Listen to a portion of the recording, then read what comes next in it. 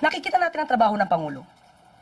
Araw-araw, hindi humihinto sa pagtatrabaho. Ni hindi nga po nakakapagbakasyon. At hindi nakakapunta sa beach para mag-swimming. Hindi daw nakakapagbakasyon at hindi daw nakakapunta sa beach para mag-swimming. Hiyang-hiya naman kami sa'yo. Awang-awa naman kami kay Bongbong. Hindi siya makapag-beach, hindi siya makapagbakasyon. Tang-ina niyan. O, tingnan nga natin kung talagang hindi nagbabakasyon si Bongbong Marcos. Tingnan lang natin, baka lang, baka. Hindi natin alam, ha. O, tingnan natin. Ayan, ano to? Oh, putang ina, namasyal to, nag-dinner pa. Wow, sa Roma. Putang ina, hindi nakakapagbakasyon pero nakakapag-dinner sa ibang bansa, ha? Ibang klase, ha. Sinungaling talaga to si Claire Castro. Fake news peddler ka talaga, no? O, tingnan pa natin kung talaga bang hindi siya nakakapamasyal. Uy! Weekend getaway. Bongbong Marcos going to Singapore for fast cars. Galing. Oh. Hindi nagbabakasyon yan, pero nagpupunta na ibang bansa, nanonood ng karera. Pukin ang inahiyang-hiya naman kami, hindi siya nakakapag-swimming. Oh, ano pa? Oh, namamasyal ba talaga siya? Hindi naman. Ay, puta, nanonood pa ng concert. Anong tawag mo dito? Busy? Ha? Nanonood ng concert? Busy? Puta, kumakanta pa? Sasabihin mo hindi nakakapagbakasyon? Awang-awa naman kami, Claire Castro, sa presidente ng Pilipinas na hindi na nakakapag-beach, hindi na nakakapag-swimming. Eh, bakit ginawa niya ng swimming pool dyan sa Malacanang kung di siya nakakapag-swimming? Eh, di nagsayang siya ng pera. Di pala siya nagsuswimming, gumawa siya ng swimming pool. Di ka ba naman tanga? Pakabobo mo talaga, Claire. Magandang araw, Banateros. Ito na naman ang inyong pinaka-paboritong fake news, Pedro. Sa balat ng YouTube, Boss D at your service. Panibagong araw, panibagong kwentuhan session. Kamusta naman ang inyong mga Huwebes, mga bossing? Miyerkules, Lunes, Martes, kung anong araw nyo panonorin to, kamusta naman? Ayan, sasakitin na naman natin ang mga ulo at tayo balong-balunan puso, isip at kaluluwa ng lahat ng mga salot sa lipunan, lahat ng mga magnanakaw, lahat ng mga sindikato, lahat ng mga mandurukot, lahat ng mga suwitik, salot, magnanakaw, mga demonyo, Satanas, Judas, Barabas, mga sinungaling, mga adik sa gobyerno, mga adik sa pera, hindi na makontento. Ayan, babanatan natin mga yan. At dahil nga sa pagbanat natin na yan, mga bossing, dahil sa ating matapang na pagbanat, nako po, ang mga banateros ay naliligo ngayon ng death threat. Grabe! Dahil hindi nila tayo kayang sabayan. Dahil hindi nila tayo kayang tapatan. O ayan, sandamuka lang death threat ng mga banateros. Hindi, napakalaking issue kasi, mga boss.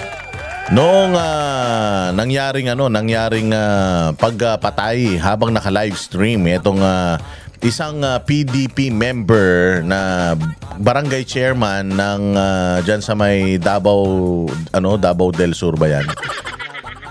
O si ang pangalan nun, si Kapitan. Talaga si Boss Dada, makakalimutin. Kakagising ko lang kasi. Si Kapitan dyan sa yung nag-livestream.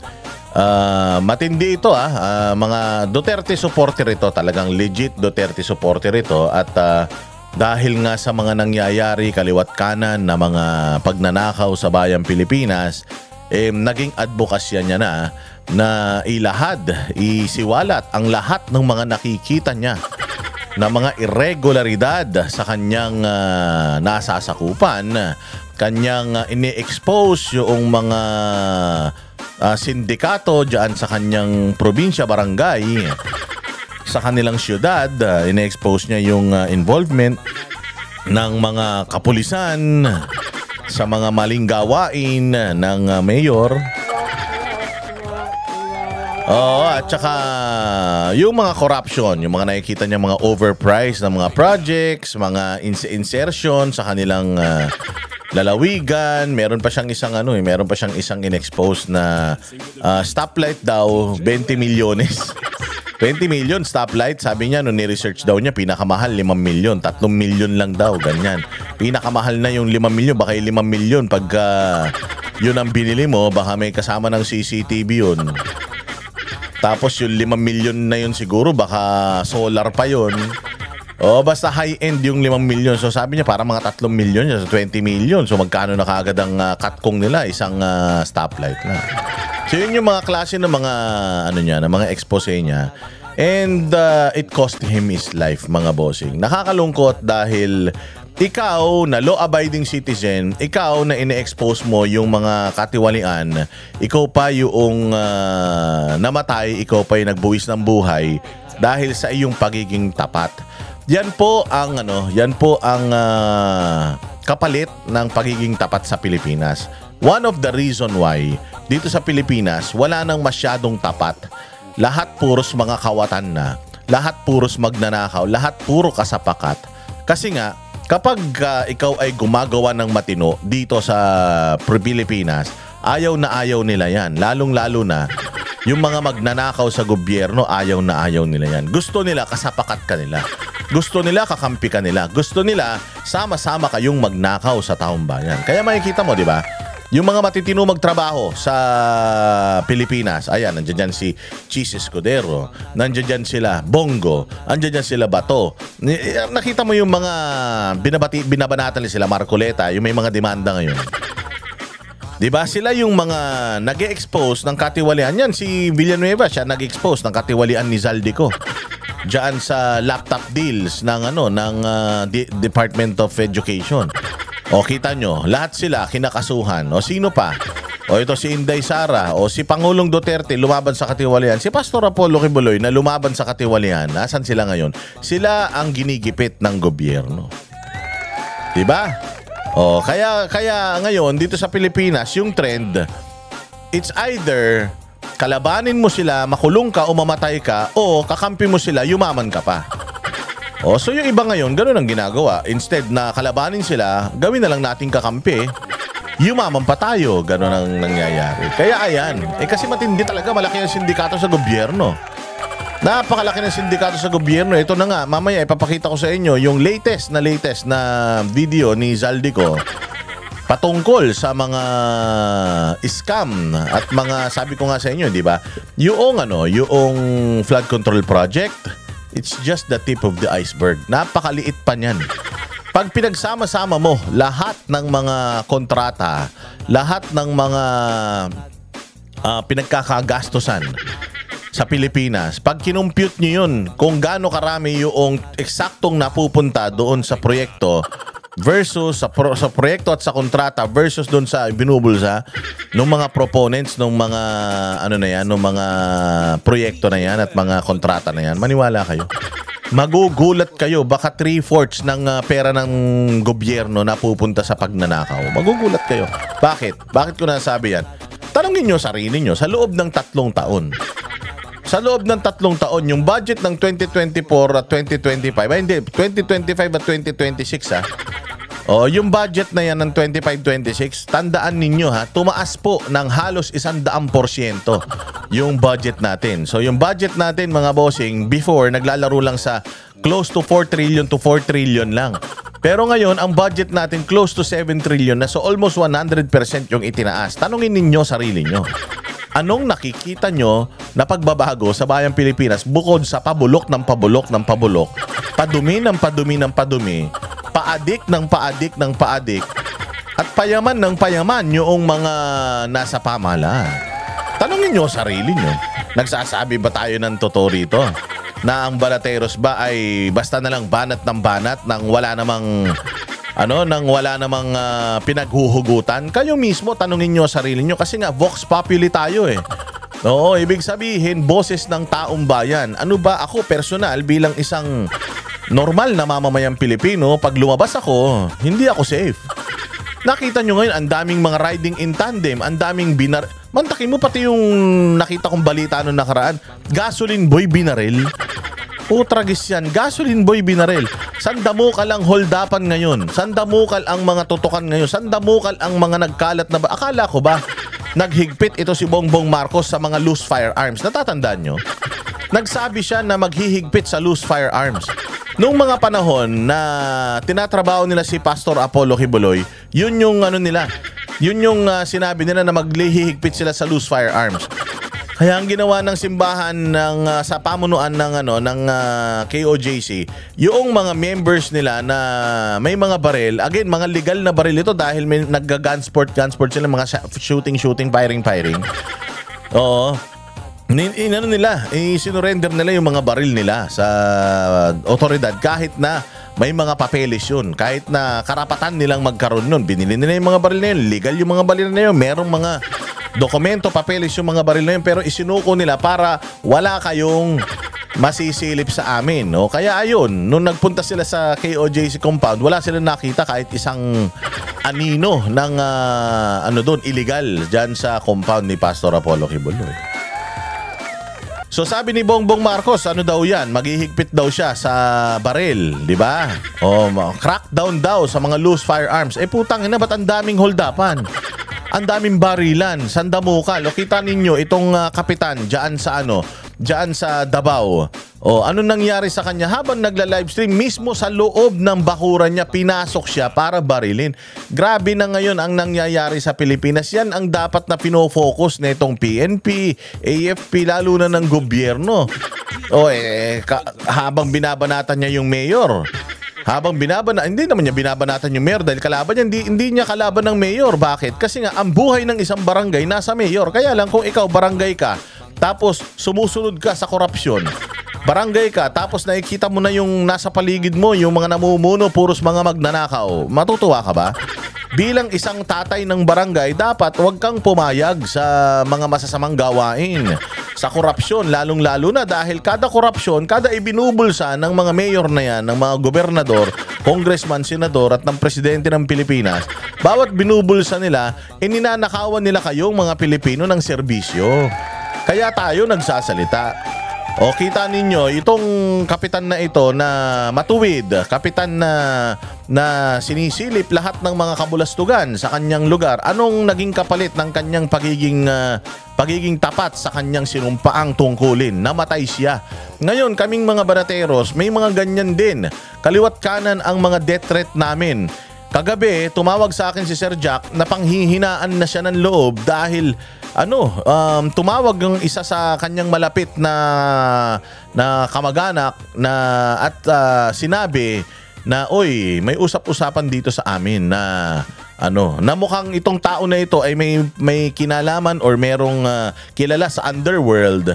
At sinabi nga daw na ipapatrabaho siya, ipatitira siya. So tumawag siya sa akin, ipatitira daw siya. Sabi ko sa kanya, Sir Jack, yung mga ganyan, normal kasi yan sa line of work natin eh. Hindi man ito trabaho, advokasya.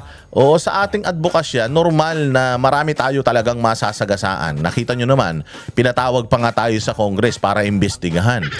Tapos pinadalan pa tayo ng BIR ng LOA, 'di ba? Yung letter of authority na tinitingnan kung tayo ba ay nagbabayad ng buwis. Alam mo 'yun, kung lahat ng legal na paraan na pwede nilang gamitin para gipitin tayo, ginagawa nga nila yung pakayang illegal. So ako sa mga comments sa Facebook, sa messages, madami talagang nagde-death threat sa akin. Madami talagang nagsasabi na humanda ka pag nakita kita, isang bala ka lang, mga ganyan. Pero hindi ako tumigil, mga bossing. Hindi tayo tumigil. Pinatawag na tayo sa Congress, pinaimbestigahan na tayo. Oo, tapos talagang kahit nga nung KOJC, sabi ko sa inyo, all out ako doon. Kahit sa harap ni General Torre, talagang binabatikos ko siya, harap-harapan. Hindi tayo yung maingay lang sa camera. Kahit nakaharap, kaya nating batikusin yung mga dapat natin na binabatikos. So tumawag siya, sabi niya, sa totoo lang, Boss Dada, yung Facebook ko hindi naman monetized yan. Hindi ako kumikita, baka akala nila pinagkakakitaan ko yung mga pagrereklamo ko. Hindi monetize si Sir Jack, mga bossing, kahit na napakalaki ng kanyang followings at engagement sa YouTube, ay sa Facebook, hindi po monetize yung kanyang channel. So sabi niya, grabe pala kapikon talaga noong mga binabanatan natin. Sabi ko, sa sobrang, wala na eh. Ano na sila, sukol na sila, dead end na eh. End game na eh. Oo, so sabi nga nila it's either you get even o makalamang ka. O nakikita nila na palubog na sila ng palubog. Kaya ngayon, itong mga tao na nag-expose ng kanilang mga kabulastugan, kabalbalan, itong mga tao na dinidiin sila ng idinidiin lalo habang nahuhuli na sila sa mga katiwalian nila, ay talagang gagawa yan ng kasalanan. Kasama yan sa mga pagnanakaw nila. Yung pagbabayad ng mga hitman, kasama yan. May mga balita pa nga tayo na mga inmates pinalalabas para lang magpatrabaho ng mga kalaban nila sa politika. May mga ganyan pa. Ang dami. Oo, sa totoo lang ang dami. Kaya nga sabi ko nga sa inyo, dahil napakadami nating death threats. Sabi ko nga sa inyo, si Banat Bay, nagbabayad siya. Oo, nagbabayad siya ng security niya. Ganyan kadelikado ang trabaho ng banateros. Masaya ba to? Kasi sa totoo lang, masarap kung nandoon ka sa kabilang side eh. Kung nasa kampo ka, halimbawa ako, nasa kampo ako ng mga Marcos, ang sarap. Bakit? Kahit mura-murahin ko si Inday Sara, kahit mura-murahin ko si Bongo, si Senator Bato, kahit mura-murahin ko lahat ng mga DDS na aligned na mga, o mga Duterte aligned na mga politiko, hindi man mga pikon niyang mga yan, hindi ka naman ipapididimanda niyan, hindi ka naman unang-una sa lahat ipapapatay dahil hindi sila ganyan. Dahil wala silang illegal na ginagawa. So itong mga ito na binabayaran ng administrasyon di umano, di ba? Sinabi ko nga, mayroon daw 50 million na nawawala kunyari. O pero yung 50 million na yon, sinabi na pambabayad daw supposedly sa mga vloggers yun ng administrasyon. Kita nyo, daming mga vlogger administrasyon, puro tanga, puro bobo, puro mga inutil, mga inaagiw ang mga utak, hindi mag-pronounce ng mga terms, hindi alam ng mga gunggong na yan. Oh, so barya-barya na binabayaran nila na pinagmumura lang itong mga to. Oh, kita ninyo, ang sarap maging maging vlogger sa kabila. Bayad ka na. Ano ka pa, hindi ka pa makakasuhan. Tingnan ninyo nung pinatawag doon sa Congress. Sinong pinatawag? Puro Duterte lang. Sinong pinaiyak? Sinong binastos doon? Puros mga Duterte aligned vloggers lang. Tinagpa tayo ng mga pogo vloggers. Tinagpa tayo ng mga drug cartel vloggers. Oh, well, alam mo yun, kung anong mga fake news ang ginagawa nila sa atin, ganyan para sirain ang credibility natin. And they're using the Filipinos' money para gawin yan. Magbayad ng mga tao na i-content yung mga vloggers, sirain, pati idamay, pati mga pamilya para lang masira. Oo, para lang makapanira. Wala naman sila talaga. Pag tinignan nyo yung mga vlog nila, wala naman silang binabalita tungkol sa magandang ginagawa ng gobyerno. Walang ginagawa gobyerno eh. Mantakin mo, binayaran ka na para ipabanguhin ang gobyerno. Pero dahil wala silang makita na magandang ginawa ng gobyerno, ang ginagawa nila, sinisiraan nila yung mga kapwa nila vlogger. O ganun. So ang sarap maging vlogger sa kabila, mga bossing. Dahil hindi ka delikado, hindi ka madidimanda, hindi ka mamamatay. Busog ka pa, bayad ka pa. O hindi ba? Lahat ng ninakaw ng mga demonyo, nakikinabang ka pa. Pinapalamon mo sa pamilya mo, galing pa sa nakaw. Di ba ang sarap ng buhay nila? Samantalang kami, wala kaming kinikita. Wala kaming mga bayad na nakukuha sa mga politiko. Wala kaming retention. Oo, pero kita mo naman, ang buo pa rin ang aming mga kalooban na talagang ipaglaban ng bayang Pilipinas. Because again, 40 mahigit na ako. Sabi ko nga, if something happens to me dahil dito sa ginagawa ko, proud na proud ako. Oo, hindi man naging proud yung pamilya ko sa naging buhay ko nung bata ako, pero sigurado ako, when something happens to me, sigurado ako magiging proud sila because namatay ako at mamamatay ako dahil sa paglaban ko sa corruption, paglaban ko sa mga corrupt na mga politiko at paglaban ko sa kamalian. Nasa tama tayo eh. Nasa tama tayo mga bossing, kaya hindi tayo dapat natatakot. Oh, so may death threat ang Banateros at pinag-iingat kami ng kahit ng mga kakilala namin. May mga nagme-message sa akin kanina. I appreciate all your messages na pinag-iingat kami at pinagdadasal kami. Pero ayun, 2 tao lang ang magpapapatay sa Banateros. Tandaan niyo yan. 2 tao lang. Kilalan niyo na kung sino yan. Magpinsan yan. Oh, yan lang ang magpapadali sa amin. Sigurado ako dyan. Kung sino yung may pinakamalaking ninakaw, yung most guilty sa lahat ng mga pagnanakaw sa Pilipinas, corruption sa Pilipinas, maniwala kayo, yan lang ang magpapatrabaho sa Banateros. Wala nang iba. Wala nang iba. Sabi nga ni Crisette Chu nag-message sa akin si Crisette. Sabi ni Crisette, sabihin mo na kung sino Boss Dada para at least alam nila. Kasi ako, kung mamamatay ako, si Asidre lang yan, tsaka si Romualdez, sabi niya. Oo, yan lang ang magpapapatay sa akin, sabi ni ano. Ako hindi ko sila pinagbibintangan. Pero pag may nangyaring masama sa Banateros, yan lang ang ano dyan. Kilala nyo na kung sino ang nagpapatrabaho sa amin. At ito, first hand information, yung kay Sir Jack Argota. Dahil yung mga tao daw di umano na parang inuutusan para trabahuhin siya, para ganunin siya, nagsabi sa kanyang kakilala na kaya pinag-iingat siya. Mag-ingat ka, Jack, kasi markado ka, pinapatrabaho ka. Taga Cavite pa naman si Sir Jack. Kaya nga sabi ko sa kanya, umalis ka na muna siguro dyan sa Cavite, pumunta ka na muna sa mga CBD dahil kahit papaano mas mahirapan sila kaysa dyan sa mga residential community na yan dahil makikita mo nga ayun si Kapitan, may mga kasama pa yun, pinasok pa sa loob ng bakuran, binaril pa doon, di ba? Grabe. Yeah, so dasal lang tayo mga Banateros. Dasal lang. Meron tayong Panginoon. Sabi ko nga lahat naman tayo diyan tayo mapupunta.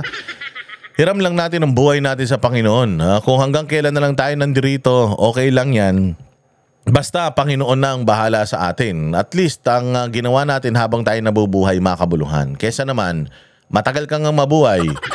Umabot mo ng 100 taon, pero putyangin na naman. Puros kademonyohan naman ang ginagawa mo. Maikli lang tayo rito, lahat tayo rito pansamantala lang. Ang dapat na pinaghahandaan natin, yung buhay na walang hanggan. Which is yung kapag tayo nawala na rito sa mundo, yung pupuntahan natin, dapat yun ang ating pinaghahandaan. Hindi tayo dapat natatakot mawala sa mundo. Hindi tayo matatakot mawala sa mundo dahil alam natin kung saan tayo pupunta. Ang mahirap, kaya sila takot na takot mawala sa mundo, yung mga Judas na yan. Dahil alam nila doon sila pupunta sa kumukulong asupre. Doon sa impyerno mga bossing, maniwala kayo sa hindi, never kayong masasanay.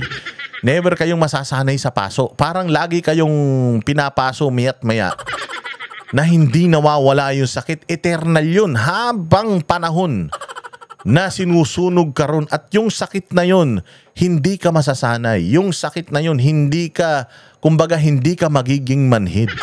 Yung sakit na yun ay dadanasin mo 24 oras. Samantalang kung ikaw ay gumagawa ng matino, ikaw ay matuwid at ikaw ay naaayon sa batas ang lahat ng iyong ginagawa, batas ng Panginoon at batas ng tao, maniwala ka, pag nawala ka dito, baka maging masaya ka pa dun. Oo. So, tapos na problema natin pagka ganun. Kaya basta dasal lang. Kasi kaming mga Banateros, hindi kami natatakot. Kami as much as we can, we protect ourselves. We have each other to protect ourselves. Pag lumalabas kami, magkakasama kami to protect each other.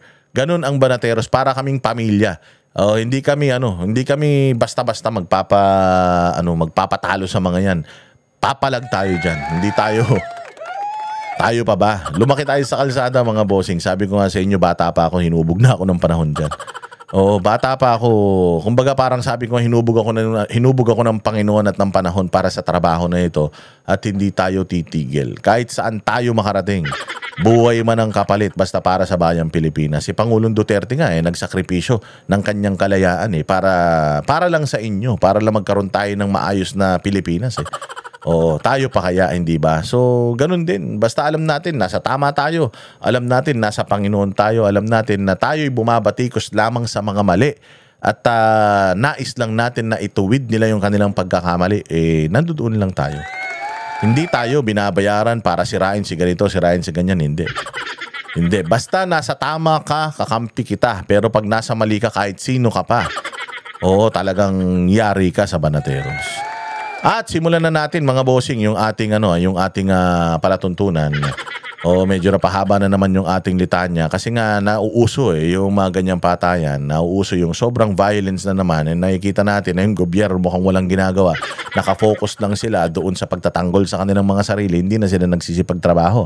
Kaya ito, pakinggan natin yung pinakabago, mainit na video ni Zaldico, at sinasabi nga ni Zaldico na hindi lang lolo, lola, tatay at anak ang sangkot, pati nanay. Matindi itong revelasyon na ito, at itong revelasyon na ito, mga bossing, may mga kaakibat na mga ebidensya ito na inilabas si Zaldico nung kahapon. May inilabas si Zaldico anong isang araw, may inilabas siyang mga ebidensya against kay Sandro Marcos, insertions niya, nakalista na mga pinasok niya na dinideny. Deny lang, wala rin siyang pinapakita na dokumento na nagpapatunay na yung pinapakitang dokumento ni Zaldico ay mali. Pero naglabas na din si Zaldico yung kanya, hindi pinatututuhanan niya doon sa kanyang mga statement. Sinabi niya, meron akong sulat kay Pangulong Marcos. Sabi niya gano'n, may sulat ako kay Pangulong Marcos. Pinatunayan niya yun, inilabas niya kahapon yung kanyang sulat kay Pangulong Marcos. Pero, yun nga lang, wala nga lang pirma acknowledging na na-receive yun ni Pangulo. Pero at least siya, kahit papaano, when he says something, meron siyang ebidensyang ipinakikita. Ngayon, gusto ko lang din reaksyonan yung isang post ng isang wag na natin pangalanan. Merong isang post ng isang legit na DDS na dating taga-gobyerno. Sinasabi nga niya na from most hated to most parang liked something. Na ito daw si Zaldico ay naging rockstar na at parang tinitingala na hindi po ganun. Si Zaldico po, ito po kalaban natin ito. Ito si Zaldico. Bakit natin sinasabing kalaban natin ito? Because nagnakaw ito.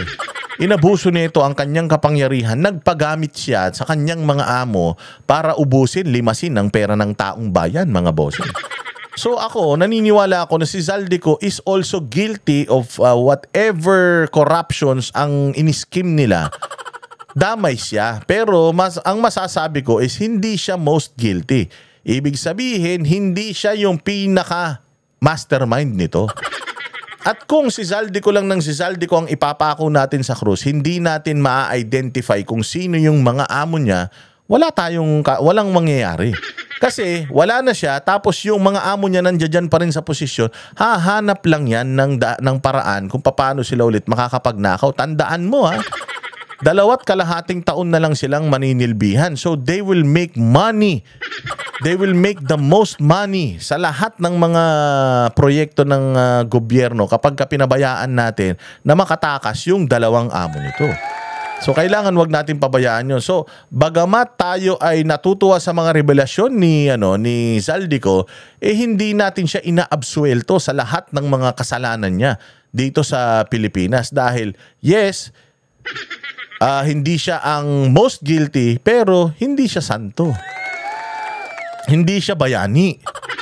Pero kung nagpapakabayani siya ngayon dahil tinapik siya ng Panginoon at pinakita na sa kanya ng Panginoon, kita mo Zaldi, di ba wala silang utang na loob? Kita mo, ikaw ang gumawa lang lahat para sa kanila, ganda kuba-kuba ka kung paano mo ipapasok yung mga interest nila. Tapos kita mo, ikaw ngayon ang inilalaglag nila. So anong lesson na natutunan mo dito? Hindi ba? Kung baka ginaganon lang siya, pero it's still the same. Yung kanyang pananagutan sa katiwalian na ginawa nila, kailangan niyang panagutan. Yung kanyang kasalanan, kailangan niyang panagutan. Hindi pwedeng si Zaldico ay makatakas din dito. Kailangan si Zaldico ay mapanagot. Bukod sa kanya yung mga amo niya. So ngayon, dahil nga ang sinasabi nito ni Zaldico ay inilalahad niya lahat ng mga scam, lahat ng galawan ng mga taga-gobyerno. So natutuwa tayo sa kanya at nagpapasalamat tayo, but never at hindi natin siya i-absuelto because kasapakat po siya dyan. Maraming mga nakakulong ngayon na mga walang mga kasalanan. Ito, may kasalanan to . So ako naniniwala na bukod sa dapat ibalik nito lahat ng mga ninakaw niya sa gobyerno, kailangan talaga panagutan niya para hindi na sila gayahin ng mga politiko sa hinaharap. Pakinggan natin itong bagong ni Zaldico, bagong revelasyon niya. At dinadamay niya rito ang nanay naman. So sabi ko nga, magnanakaw si Marcos Sr., plunderer si Imelda, tapos di umanong si Bongbong addict daw, di umano nag-i-insert daw since 2022, 23, 24, 25 nagkamal na daw ng bilyon-bilyon, close to 100 billion na yung kinamal sa flood control project pa lang ito. Hindi natin alam sa ibang mga proyekto. Tapos biglang nadamay pa yung anak. Diyos ko, mas gwapa pala yung anak. Yung anak pala, yung mag-ama, naghahati sa pera, yung anak, putya solo. Kaya naman pala, panay ang silo. Alam niyo yung silo? Yan yung party-partihan ng mga elitista, yung mga disco-diskuhan na ganyan. Kaya pala disco ng disco dyan yung ulol na yan. Oo, yung pala, dami-dami palang pangbayad niyang gabi-gabi. Magkano kaya ang bill niyan gabi-gabi? Oo, hindi ba? Kasi syempre VIP eh. Oh, so ngayon, ang daming pinakitang ebidensya kung magkano ang kanyang insertion na sinasabi niya, si Pulong daw, ganito, 50 billion. Pero siya pala, in the course of his first term as congressman, nakapag-insert siya ng 50 plus billion. Oo, sa budget kabata-bata pa. Tapos di umano may monopoly pa daw ng vape products dito sa Pilipinas yan, di umano Oo, marami kasing mga nagrereklamo na mga negosyante ng vape dito sa Pilipinas na medyo nagrereklamo dahil nga lahat kailangan dumaan sa kanya. Kaya kung makikita nyo dyan sa customs, ang winawasak, vape. Nung panahon ni Pangulong Duterte, mga Ferrari yung binabasag dyan. Ngayon, vape. Kasi sabi nga nila, yung mga nahuli na yun, hindi dadumaan sa kanya. Kaya yung winawarak, yun yung sinasabi nila. Malamang hindi totoo yun kasi hindi naman ako nagsasabi ng totoo dito. Di ba? So, ayan nga, ngayon naman, ang damay naman, Diyos ko po, ang damay naman yung nanay sa walang hiya naman. Pakinggan natin itong revelasyon ni Zaldico. Umabot sa 11 billion pesos. May 9 billion pesos collection mula sa sugar. Ang kita mula sa importasyon ng sibuyas na hawak naman ni Martin Araneta. Tinawagan daw siya ni First Lady Lisa Marcos at ipinapatigil ang investigasyon. Sa First Lady Lisa Marcos mismo ang may hawak sa mga rice importers. Dahil pala sa dami ng SOP at remittance na ipinapasa sa bawat transaksyon. Ang pinakamakapangyarihang pamilya pa mismo ang sangkot sa ganitong sistema.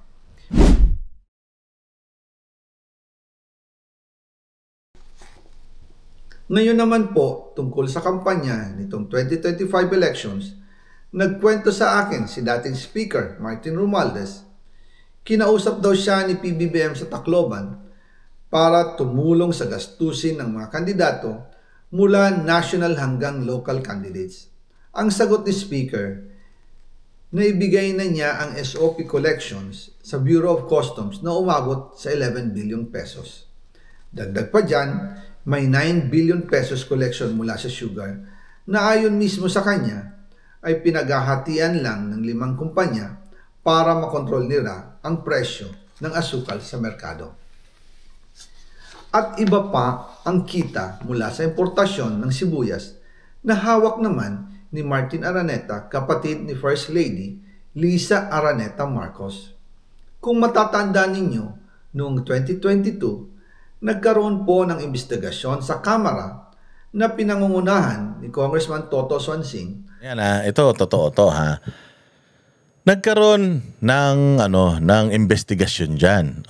Kaya nga sinasabi ko na ito si Zaldico somehow yung mga sinasabi nito kasi ako naniniwala ako na may katotohanan itong sinasabi niya.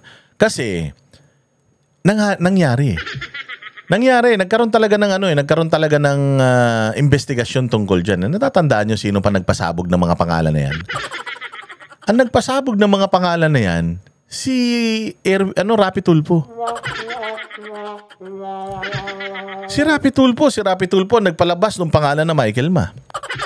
Si Rapi Tulfo yung nagpa-imbestiga tungkol sa smuggling kasi noong mga panahon na yan, mga bossing, natatandaan nyo, unang-unang inatake nila kasi ang Department of Agriculture Secretary noong mga panahon na yan, si Bongbong, hindi siya nagtalaga ng Agriculture Secretary for, I think, more than 1 year. Mga ganon, or a little less than 1 year. Basta ganon, sa range na yon, siya ang Department of Agriculture Secretary. So ngayon, mga bossing, ang unang naging sakripisyo dyan, si Vic Rodriguez, natatandaan ninyo, yung iskandalo sa asukal. Wala naman tayong shortage sa asukal pero nag-aangkat na tayo ng asukal. Oo, tapos di umano pirmado pa ng presidente yung dokumento na nag-a-approve, nagbibigay ng approval na mag-angkat sila. Ngayon, kinwestiyon yun, ba't kayo nag-aangkat nang hindi naman tayo dapat nag-aangkat? Kasi enough yung production natin eh. So dapat inuuna natin ubusin yung stocks natin dito, yung production ng mga local farmers. Pag naubos yun, saka tayo mag-aangkat kung may kulang. Pero kung sobra-sobra yung stock natin, nag-aangkat kayo, tapos pera ng taong bayan yung ginagamit nyo pang angkat, ay putang ina, corruption yan. So natatandaan ninyo yung nangyari na yan, hindi ba? Limang taga Department of Agriculture yata yung gumulong ang ulo dyan. Kasama na nga si Vic Rodriguez na nadali dyan. Nagkaroon pa ng investigasyon. Tapos pagkatapos noon, eto na, nagmahal yung sibuyas. Magugulat kayong isang pirasong sibuyas, puta ina, 100, mas mahal pa sa 1 kilong karne. Yung sibuyas. Grabe talaga, nagmahal yung sibuyas noon. Tapos nagkaroon ng investigasyon, bakit nagmahal yung sibuyas? Sinisisi nga nila noon doon sa mga cold storage facilities Nabubulok nga. Sabi nga, paano nagmahal ng sibuyas? Samantalang, ang daming production ng Pilipinas sa sibuyas. Sa Ilocos lang, yan ang numero 1 nagpo-produce ng ng mga sibuyas at bawang dito sa Pilipinas. Paano mauubos? May Baysiyan, may Vizcayan, dami nagsisibuyas dyan. Sabi nila, paano sobrang mahal ng sibuyas? Ang dami-dami namin, nabubulok nga yung mga sibuyas namin, walang bumibili. Ngayon, lumabas itong pangalan na ito na ito daw Martin Araneta. Di umanong smuggler. Ngayon, lumabas yung pangalan niya, lumabas yung pangalan ng Michael Ma, tapos itong Lisa Marcos, lumabas din yung pangalan niya kasi yung opisina ng Michael Ma, yung address ng opisina ng Michael Ma, at yung address ng law firm ng ating unang ginang, iisa, parehas. Ang daming lumabas na mga iskandalo noon na pinatay lang nila, talagang pinatahimik nila. Ito yung sinasabi ngayon ni Zaldico. Kaya nga sabi ko nga totoo ba tong sinasabi ni Zaldico? Nagkakaroon ng nagkakaroon ng, ako napapaisip ako na parang totoo kasi nangyari May talagang ganung issue Tsaka makikita mo siya detalyado, sinasabi niya yung mga pangalan. Si Toto Swansing ay nagpa-imbestiga. Diyan sa maanumalyang pagmamahal ng sibuyas na yan. Samantalang tayo'y numero 1 nagpo-produce ng sibuyas. Sabi nga nila, yung ang Middle East, wala silang lupa na tataniman dun. Napakamura daw ng ng sibuyas. Napakarami nilang sibuyas. Samantalang tayo, may taniman tayo sibuyas, tapos ang mahal-mahal ng sibuyas sa atin. Hindi ba nakakatawa ang bayang Pilipinas? Dahil sobrang taas ng presyo ng sibuyas. Umabot ng 600 pesos kada kilo. Gayong dapat ay nasa 80 pesos lang.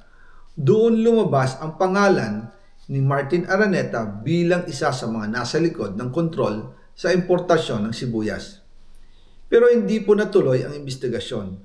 Ang sabi ni Speaker, tinawagan daw siya ni First Lady Lisa Marcos at ipinapatigil ang investigasyon. Kaya walang natuloy at walang naparusahan. Dahil pala, kontrolado ng kapatid ng First Lady ang importasyon ng sibuyas. Ganito rin po ang nangyari sa bigas. Noong April 2023, nagsimula nang tumaas ang presyo ng bigas. Kaya iminungkahi ko kay Speaker Martin Romualdez na kung pwede ay mag-angkat tayo ng 13 million metric tons para sa buong taon. Ang layunin ko po ay mapababa ang presyo ng bigas sa 22 pesos kada kilo. Pero hindi po ito inaprubahan ng Pangulo noong sila ay nasa Clark. Dahil doon, sumipa ang presyo ng bigas na umabot ng 55 pesos kada kilo hanggang 2024. Noong 2024, kinausap ko ulit si Speaker Martin Romualdez na kung pwede makausap namin si Secretary Laurel Chu ng Department of Agriculture at Secretary Ralph Recto ng Department of Finance para maibaba ang taripa ng bigas mula 35% to 15%.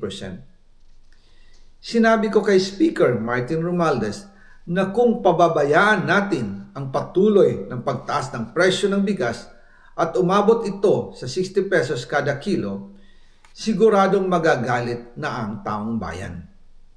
Posibleng magrevolusyon na ang mga tao at tiyak na maapektuhan dito ang mga kandidato ng administrasyon sa 2025 elections. Isa sa mga patunay na hindi na masaya ang taong bayan ay ang pagbaba ng approval rating ng Pangulo noong panahon na iyon dahil sobrang taas na ang presyo ng bigas. O yan na, ang pinag-uusapan niya nung una 2022 was sibuyas. So dahil na-involve yung kapatid ng First Lady, pinahinto yung hearing na yun, which is nasa ano talaga yan, alam natin yan lahat yan, na experience natin lahat yan, nakita natin lahat yan. Tinatanong nga natin ano na nangyari doon sa investigasyon ng mga ng sibuyas. Wala na, natatandaan yun. Yan din yung unang nagsalita si Pangulo na bilang ng mga araw nyong mga smuggler. Bilang ng mga araw nyong mga smuggler. Mahuhuli na kayo. Diba yan yung mga unang niya eh. Na ngayon, ganun pa rin ginagawa niya. Kung ano yung mainit na issue ngayon, yun yung binibilangan niya ng araw. Nung mainit ang issue ng smuggler, bilang ng araw ng mga smuggler. Nung mainit ang issue ng mga hoarder ng bigas, bilang ng araw ng mga hoarder. Nung mainit ang issue sa corruption, bilang ng araw ng mga kurakot. Mahiya naman kayo. Ang inan yan, lagi na lang may ganyan, pero wala naman nangyayari. Hindi ba ano pa ba yung mga maanumalyang pinaimbestigahan? Bukod diyan sa sibuyas, bukod diyan sa bigas, di ba inimbestigahan din yung PCSO? Yung mga yung mga corruption diyan, parang dating sa mga tao, yung probability na may araw-araw may nananalo. Mayat maya may nananalo, parang ngayon lang nangyari yun sa history ng PCSO. Ngayon lang nangyari na halos linggo-linggo, meron pang isang beses na may nanalong numero, 41 yun, naghati-hati. Imagine mo yung ang isang tao manalo, ang hirap na, yung pa kayang 41 na katao yung nanalo ng isang numero. Pare-parehas sila ng tinayaan. Puta na sabi ko nga, yung siguro 2, 3 maghati-hati, okay, pero 41. So ngayon, parang may nakikitang mali dito sa pagdodraw ng PCSO at sa mga nananalo, di ba, pinaimbestigahan din yan ni Rapi Tulfo. Pucha na, si Rapi Tulfo ang nagsabi dun sa Michael Mann, nagpatawag, tapos hindi na natuloy, tapos sinimulan din itong hearing dyan sa PCSO, yabang-yabang niya, biglang nawala na rin siya. Biglang hindi na rin niya pinatuloy. Anong kabalbalan yan? Nangyari po ang meeting at halos inaabot kami hanggang 2:00 ng umaga, nakikiusap, nagpapaliwanag. Buti na lang, matapos ang matagal na negosasyon, pumayag din sila. At di nagtagal, inanunsyo na rin sa publiko na ibaba ang nangbuwis sa bigas. Ngunit, matapos ang 4 hanggang 6 na buwan, hindi pa rin bumababa ang presyo ng bigas. Kahit ibinaba na ang taripa nito, kaya iminungkahi ko kay Speaker Romualdez na magpatawag ng investigasyon tungkol sa bigas sa pamamagitan ng Quinta Committee hearings. Habang iniimbestiga nito ng Quinta Committee na pinamumunuan ni Congressman Joey Salceda, bigla na lang itong pinahinto ni Secretary Kiko Laurel Chu matapos niyang ipakita ang isang confidential report. Nakasaad dito na sa First Lady Lisa Marcos mismo ang may hawak sa mga rice importers. Ayon kay Secretary Laurel, alam mo, grabe to. First Lady natin, supposedly ang mga errands niyan, makakatulong sa pagpapaganda ng Pilipinas, pagpapaganda ng mga gawaan, mga tawag dito, ng reputasyon ng presidente. Tapos po siya, trabaho, hindi naman siya taga-DA. Hindi naman siya taga Department of Agriculture, tapos siyang may hawak ng mga ng bigas. Alam niyo, ito yung sinasabi ni Balatbay na noong panahon na si Pangulong Duterte ang presidente, ito si Bongbong Marcos, nagre-request na gawin siyang Department of Agriculture Secretary. Oo, nag-request na, sumulat na si Pangulong Marcos, dating dating walang silbi dahil nga 'di ba natalo siya kay Leni Robredo, no? Dahil hindi niya tinalo si Leni Robredo, so wala siyang posisyon. Humihingi siya ng posisyon sa gabinete ni Pangulong Duterte at gusto niya maging maging Department of Agriculture Secretary na hindi binigay ni Pangulong Duterte. Bakit? Kasi nga alam niya may something to. Alam niya bogsa to. Alam niya may may mahina ang kokote nito. So si Pangulong Duterte hindi niya yung pinasinayaan. Hindi niya pinasinayaan yun. So for the longest time, yun daw talaga yung request nila, agriculture. O tingnan mo, doon sila nagsimula.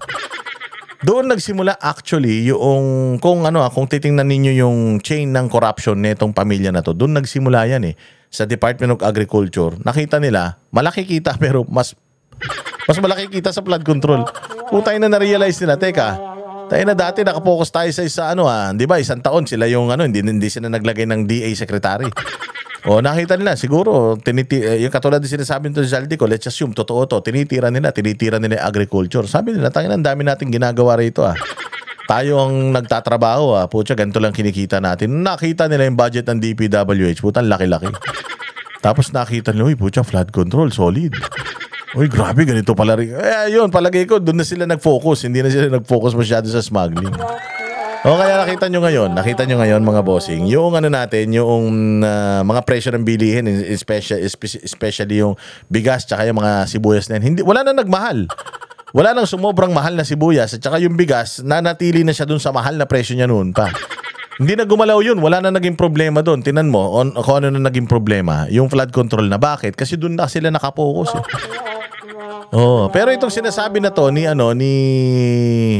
Zaldico, kung ano yung koneksyon nitong nanay, nitong mga pinaggagawa nitong pamilya na ito, hindi lang talaga sa flood control, kundi pati sa mga magsasaka natin.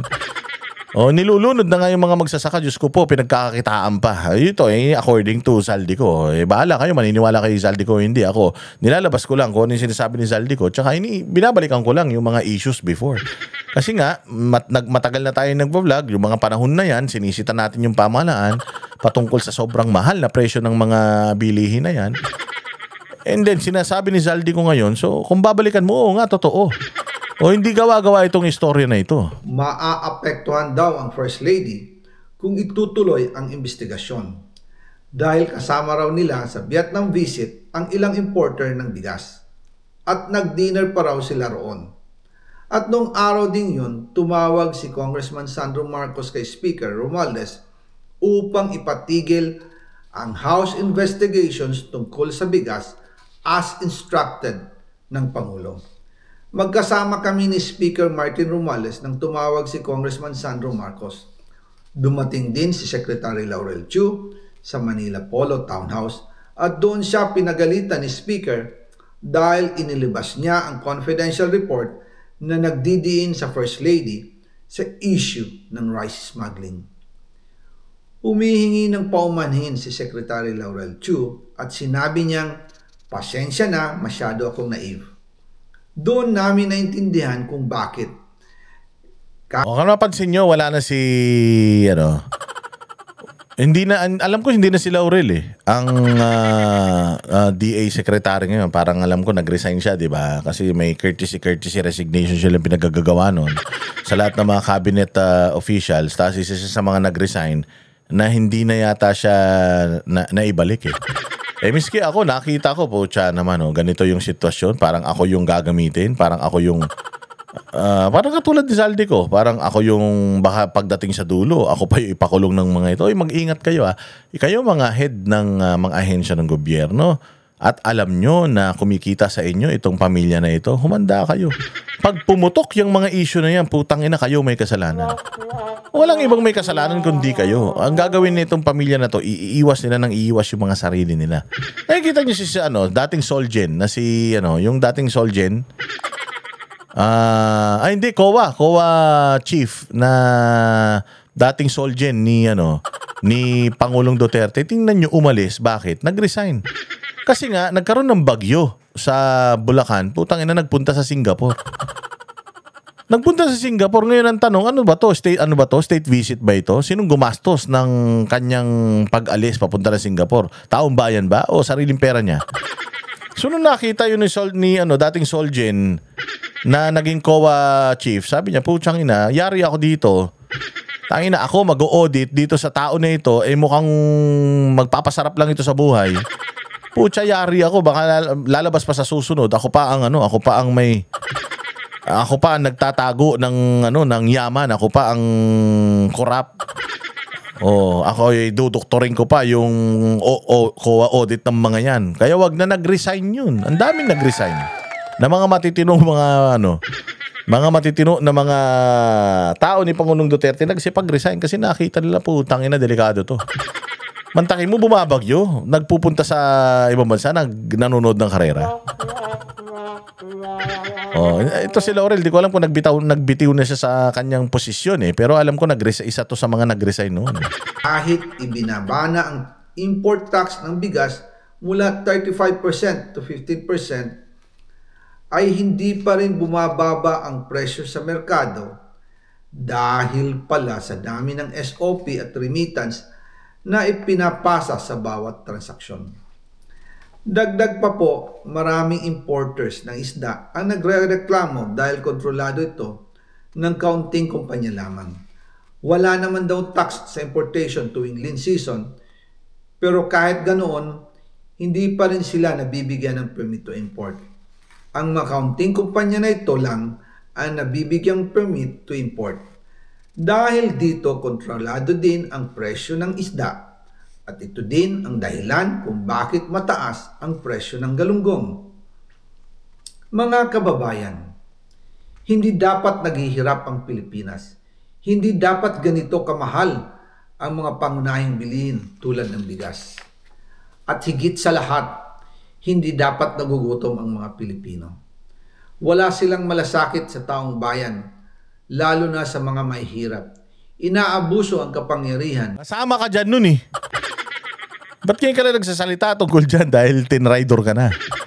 Noon alam mo lahat yan, hindi mo sinasabi, ngayon mo lang sinasabi. Yan naman ang mali kasi sa'yo, Zaldico Saka ka maglalabas ng mga kademonyohan nyo pare-pareho nung pinapatrabaho ka na.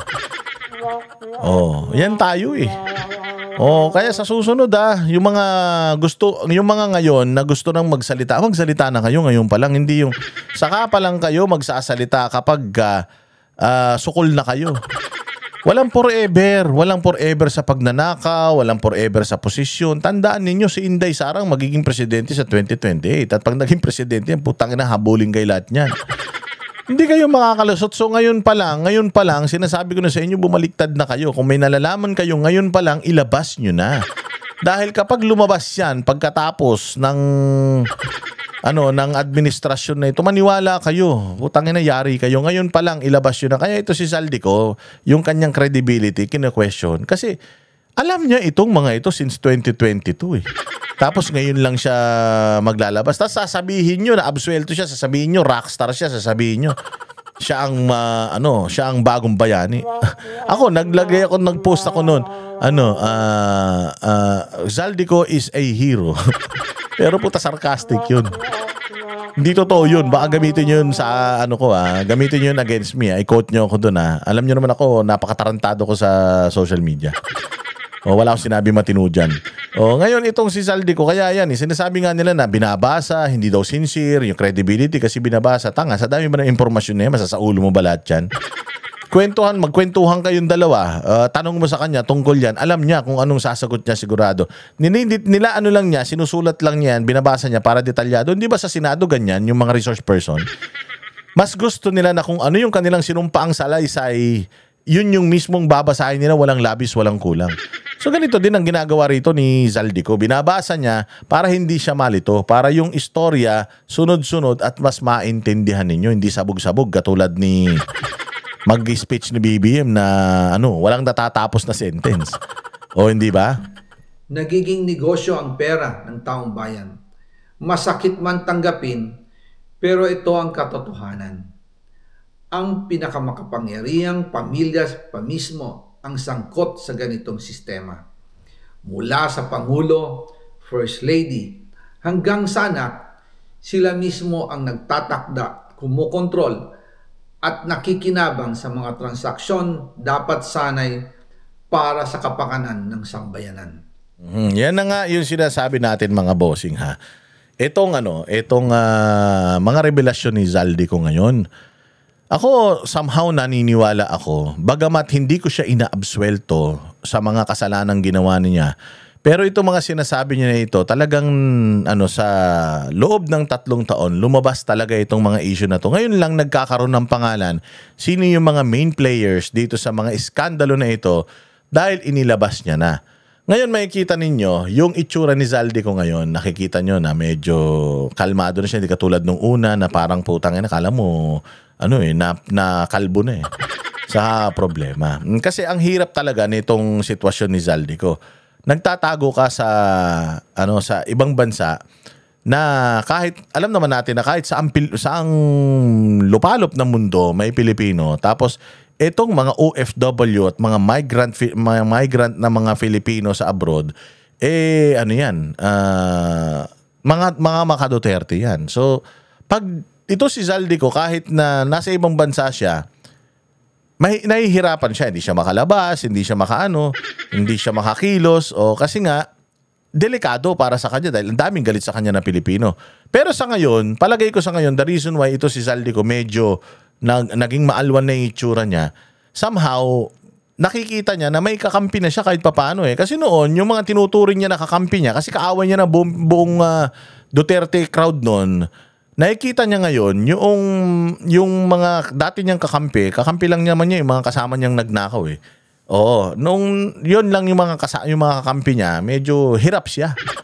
Lalo na nung yung mga kakampi niya na yun mismo pinagkanuno siya, mas lalo siyang nahirapan. Mantakin mo, yung nag-iisang mga kakampi mo, tinarantado ka pa, so wala ka ng kakampi mo na lang sarili mo, kakampi mo na lang abogado mo, pamilya mo. Pero lahat galit na sa'yo. So ang ginawa niya, ganun sige, ilabas natin. Nung nilabas niya ngayon, na-appreciate kahit papaano. Ako, na-appreciate ko. But it doesn't, it doesn't make him a saint.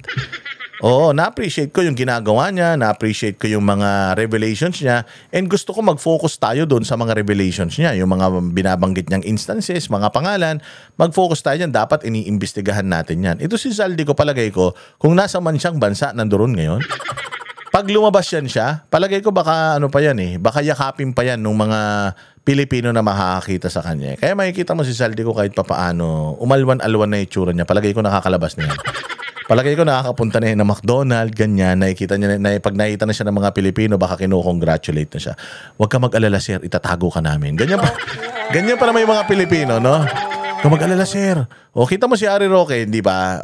Talagang ang daming Filipino community at mga Filipino individuals diyan sa Europe na willing siyang itago dahil alam nila na tatrabahuin siya ng gobyerno. So ganun din ito si Zaldico.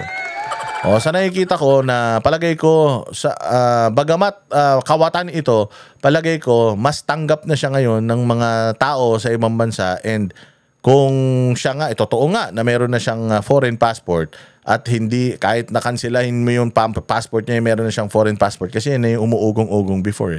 Feeling ko this time, medyo kahit pa paano nabawasan na galit ng Pilipino sa kanya, baka ma-appreciate na yung ginagawa niya. Baka tanggapin na siya ng mga Filipino community abroad.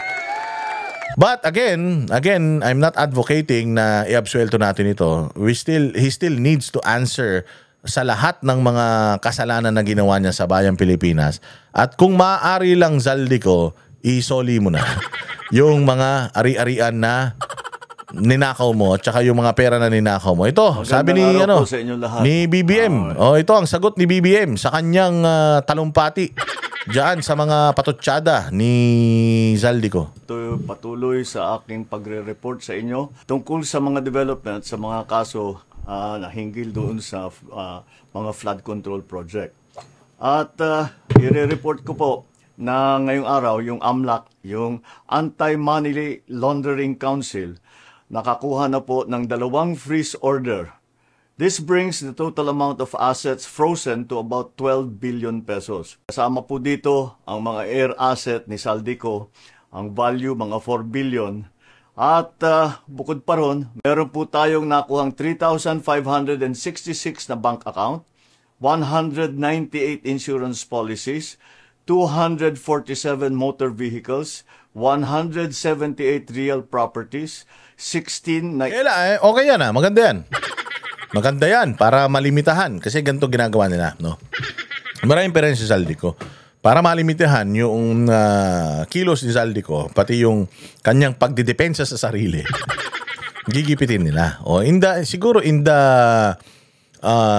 guys na lumapit sa kanila at sabi na, sir, grabe naman kayo, kinuha niyo yung mga ari-arian ko. Ang galing talaga itong mga to kahit talaga magaling mag-sequester itong mga to eh. Expert talaga sila dyan eh. Pero sila, yung mga ari-arian nila, hindi man naka-frozen. So si Zaldico, actually dito nga sa issue na to, hindi na lang si Zaldico ang sinasabi ng tao na nagdakaw eh.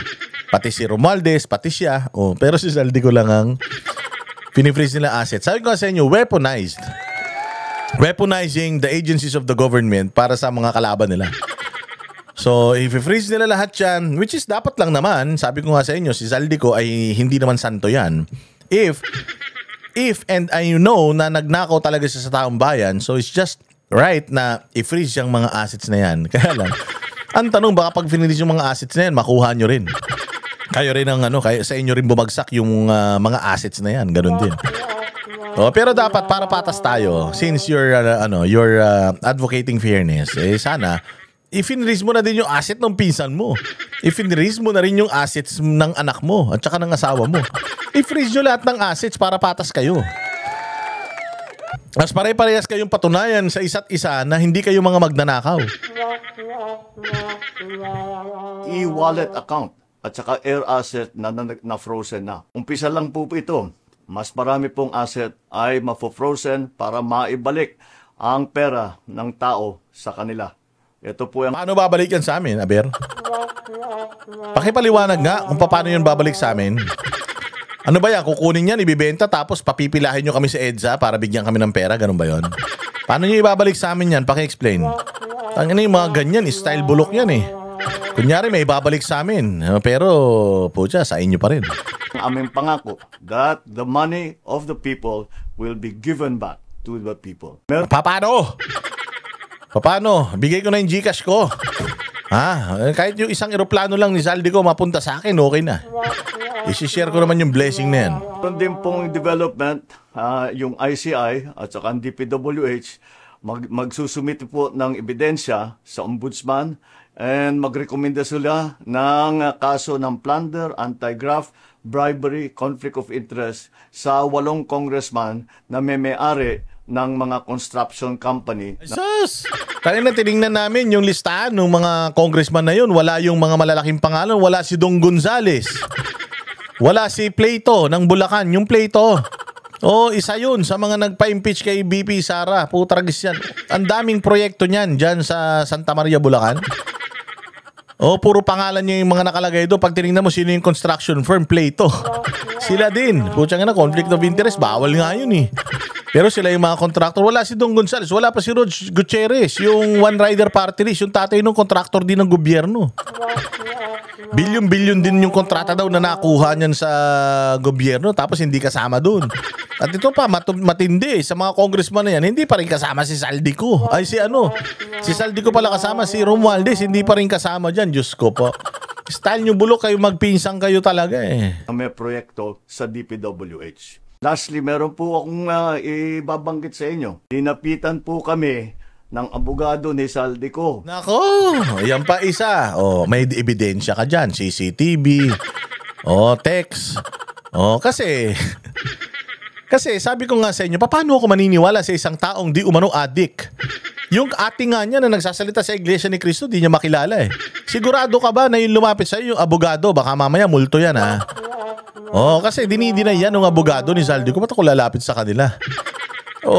Yung pagka-cancel naman ng passport ni Zaldico, it's inevitable. Gagawin naman talaga nila yan. So parang sinasabi, hindi na ako maglalabas ng video basta wag niyong cancelin yung passport ng kliyente ko. Pwede ba yun? Putsang inang yan. The damage has been done. Malalim na masyado yung sugat na ginawa ni Zaldico at malalim na rin masyado yung hukay na hinukay niya para sa sarili niya. Dahil sa pag-i-expose niya dito sa mga kasama niya sa pagnanakaw. Again, sabi ni Amy, addict daw ito. So ba't ako maniniwala sa sinasabi ng addict? Di ba? Bakit tayo maniniwala sa sinasabi ng bangag? Okay, sabi ni Amy, hindi ako nagsabi nun ha. Mapapatunayan lang naman ni Bongbong kasi na hindi talaga siya addict kapag siya ay nagpa-drug test. Pag nagpa-drug test na siya, magkabati na kami. Ibig sabihin, alam ko na yung aking presidente ay nasa matinong pag-iisip. Paano mo sasabihin na nagpunta sa akin yung abogado? Kinausap kami. Sigurado ka ba? Yung ate mo nga, hindi mo makilala. Nakikipag-usap ka sa multo. Kasi sabi nung abogado ni Zaldico, hindi totoo yun. Hindi kami lumapit dyan. So ano na naman yan kung hindi totoo yun? Tapos sinasabi mo, ano yan, fake news ka na naman? O talaga Bongbong ha? Masama yan.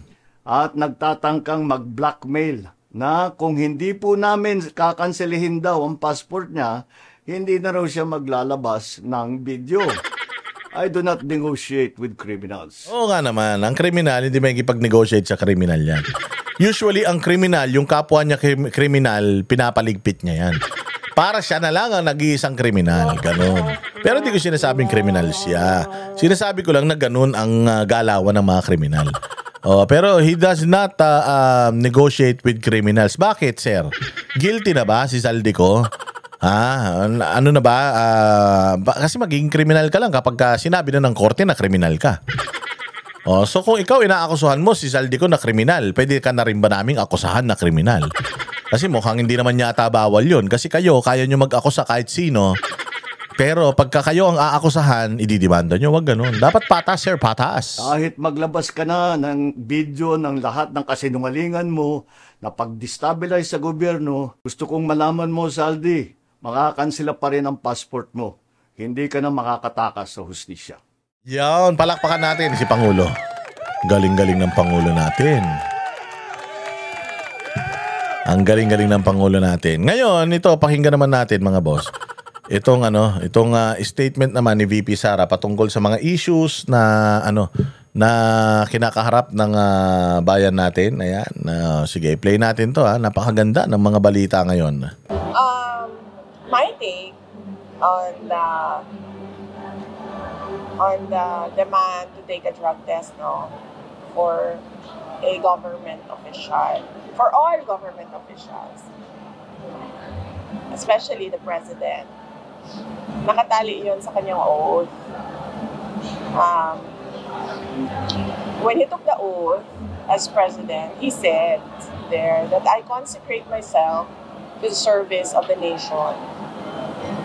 So, ibig sabihin nun, ibinibigay niya yung buhay niya sa bayan. So, ibig sabihin nun, ang nagmamay-ari ng buhay niya ngayon ay ang taong bayan. Yan ang hindi kasi naiintindihan ni Bongbong tsaka nito ni Claire na parang sila yung may-ari ng bayan, ng mga tao Hindi po. Sa pagka pag nung nanalo ka sa pagka-presidente at ibinoto ka ng majority ng mga Pilipino, inaaalay mo na yung buhay mo for that duration sa pagsisilbi sa taong bayan. Therefore, ang amo mo taong bayan. Therefore, tagapagtrabaho ka ng mga Pilipino. Hindi ikaw ang amo, hindi ka hari na pagsisilbihan. Hindi ka dapat i-worship. I-expect mo talaga na ang being a president is a thankless job. Hindi ka dapat pasalamatan kasi trabaho mo yan. Ikaw ang nag-apply. Ikaw ang may gustong mag-lead sa amin. So, trabaho mo na bigyan kami ng magandang buhay. So ngayon, kapag meron kaming kailangan, ibibigay mo. You're supposed to be the father of this country, so you provide kung ano yung pangangailangan namin. If we want something, if we request something, you subject yourself to it. Kung gusto namin na magsayaw ka, magsayaw ka. Kung gusto namin na lumundag ka, lalong-lalo na kung gusto namin patunayan na hindi ka addict. O dapat ikaw mismo, you submit yourself dun sa whim ng taong bayan. Hindi ako addict, huwag kayong mag-alala. Itong drug test result ko, negative. Huling gamit ko nung 2021, hindi pa ako presidente niyan. Ngayong 2022 hanggang 2025, wala po akong bakas ng droga sa katawan ko. So, I am fit to become president. I am fit to drive this country to wherever destination I want to go. Maayos tayo, wag kayong mag-alala. Dapat ganun. So kapag sinabi ng taong bayan na gusto namin mag-drug test ka, hindi ka pwedeng hindi. As president, as vice president, hindi ka pwedeng humindi. Kasi that is a question on your competency to lead. And to erase all doubts on your competency and your decision-making skills is just to do the drug test. Kasi wala namang rason kung bakit ka hindi. Sasabihin mo, pride, ayaw ko mag-give in sa inyong mga paninira sa akin. That's a very flimsy excuse for saying na hindi ako mag-drug test. Para matapos na, gawin mo yung drug test. At hindi yung klase ng drug test na ikaw yung magsasabi kung paano ko ito gagawin. No. This is a drug test na invested ang public. So it has to be the public who decides. Nakakahiya ito talaga sa ibang bansa na alam na sa ibang bansa, coming from a family member, first-hand experience, talagang A1 information. Ang presidente nyo adik at pumapayag kayo.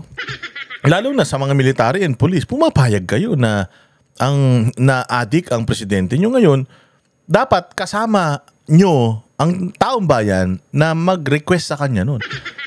Na we military personnel, kami nga may drug test, yung mga yung mga kumukuha ng lisensya may drug test, yung kumukuha ng permit to carry, mga license to own and possess firearms. Kung kami nga nagda-drug test, bakit yung presidente hindi? So, we demand na magpa-drug test para matapos na itong lahat. Dapat nga yung military na nanawagan yan. Or else, kung hindi mo gagawin yan para sa amin, saka na tayo magkita-kita. Wag na tayo magtrabaho. Pumetics na lang tayo lahat. Hanggang matapos termino mo, hindi ka namin poprotektahan. Pero pag nakita namin na ikaw ay matino, malinis, hindi ka adik, at marami pa rin nagpapakalat na adik ka, putang na huli namin yan. Di ba? Alam mo yun, kasimple-simple. Dapat ganun tayo. Nakikita talaga ng ibang bansa na ganito yung estado ng Pilipinas. Wala tayong wala tayong sariling paninindigan. Mantakin mo, sinasabi pa ng mga dilawan na okay na sa amin. Na adik yung presidente. Basta importante, hindi maupo si Inday Sara, hindi yan fit to become president. Gago. Paano hindi yan magiging fit to become president? Inanalo yung vice president. Constitution dictates na siya talaga yung next in line. At isa pa, ano lang ba sinasabi ng Constitution? 40 years old, read and write. Para maging presidente ka, kailangan read and write, tapos wala kang kaso. Di ba? Yun lang naman ang kailangan. Diyos ko naman. Paano hindi magiging fit to become abogado to. Hindi nga lang to basta abogado. Pumasa ito sa eksaminasyon kung saan pwede siyang maging judge, maging huwes. Hindi lahat ng abogado pwedeng maging huwes. Kailangan mong pumasa doon sa isang evaluation at examination para pwede kang maging huwes. Ito si Inday Sara, pumasa ron. At maniwala kayo, may mga psych evals yan. Ano sinasabi na si Inday Sara, baliw pa? Paano baliw? May baliw bang ganyan? Utal ba to pag nagsasalita katulad ni Bongbong? Pag ito ba tinanong mo, putangin ng sayaw ng sayaw habang nagsasalita, kala mo payaso? Pag ito ba, lunok na lunok, hingal na hingal, at saka pag ito ba ngiwi ba ng ngiwi, hindi naman. Kita nyo, ang ganda-gandang tao. Meron bang baliw na ganyan? Baliw yan, putya. Baka baliw sa akin yan. Walang Yung kasi yung sinasabi na Inday Lustay, Inday Baliw, mga ganun yung tawag nila. Yun lang. Yun lang yung kaya nyong ipanira kay Inday. Kasi kung kakalkalin ninyo yung track record dyan sa Davao, putang na mapapahiya kayo. Iniwanan niya ng Davao, walang utang. Yung mga nagsasabing baliw, si Inday. Tayo na tinan mo mga itsura, mga mukhang kuyukot. Ang ina tong mga to. Tingnan mo ang ganda ni Inday. Sabi ko nga sa inyo nung huling nakita namin si Inday nung Thanksgiving. Pucha, parang kinuryente ko nung nakita ko. Sabi ko, tangina kong baliw to.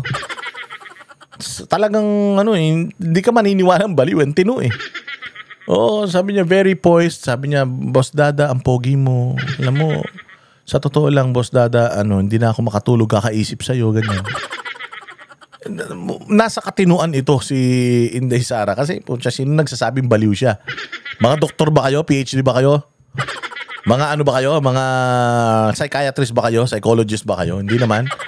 Mga to parang mga buang eh. Paano hindi magiging fit to become president to vice president to? Pag mamayang gabi si Bongbong Marcos tumigil ng pagtibok ng puso, bukas presidente na to. Mga tanga talaga kayo eh. On how to do that drug test. As an example, noong sinasabi ng mga members of the House of Representatives na buang ako, lukaret ako, nung sinabi nila na kailangan ko mag-neuropsychiatric exam, ano ba sinabi ko? Sabi ko, oo, gagawin ko yan. Tapos nung sinabi ko, oo, gagawin ko yan, wala na silang sagot, diba? Tumahimik na sila. So I was waiting for them to set up the House of Representatives for me to take that neuropsychiatric exam para masagot na. Hindi pwede humindi ang President and Vice President sa drug test. And huwag siya mag-alala. Huwag siya matakot. Sasamahan siya. I'm sure sasamahan siya ni Senator Amy. Magpapadrug test din yon.